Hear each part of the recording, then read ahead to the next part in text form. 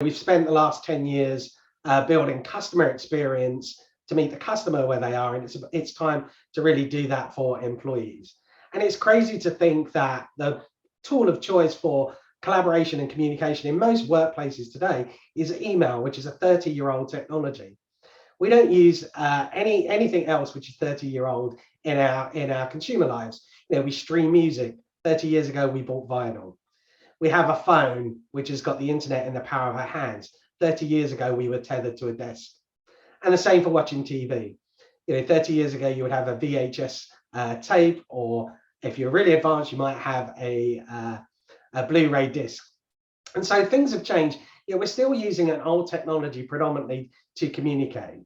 And even in our consumer lives, I can't remember the last time I collaborated or connected with my friends or family across email. We use something which is a much more asynchronous tooling and to be able to manage our consumer lives.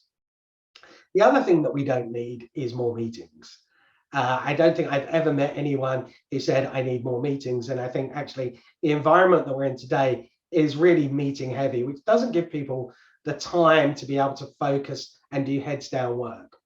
And so one of the things, or one of the features that we've introduced is clips into our product, which allows you to send a maximum 5-minute video to a recipient or to a group of people, rather than having to arrange a meeting to be able to get your message across. And actually, I used this more recently with a customer. So we had an incident recently where the customer's implementation wasn't going great. They called me on a Sunday, and on the Monday morning, I was trying to arrange a meeting with the CIO.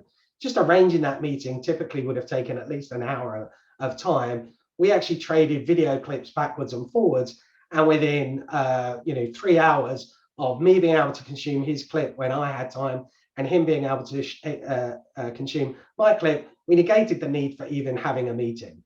And so the ability to be able to do things quickly is really important for that employee experience.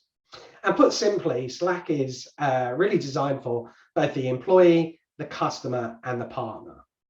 Now, every company is different, and they need to build different actions to drive resilience and more agility. But from a Slack perspective, the first thing that you really need to do is embrace that flexibility. Enable people the opportunity to work where they want and when they want. Now, that's not to say that there isn't a place for the office. We will always go into the office. And I think one of the things that got us through the past 2 years was the social capital that we'd built up in the previous 2 years.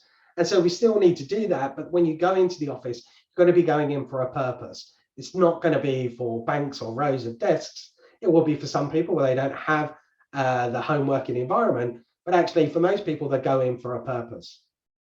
The second thing is train and reward inclusion for managers. It's no longer going to be that managers are the gatekeepers of information, but actually you're going to spread that information across the team and allow people to find that. And so being more inclusive, more transparent is really important. And transparency is that last part. Those companies that don't value transparency, we find have a lower job satisfaction. So if you can embrace flexibility, train and reward inclusion, and finally embrace transparency, you're going to have an environment that employees feel are resilient, and they're also going to enjoy coming to work in that environment.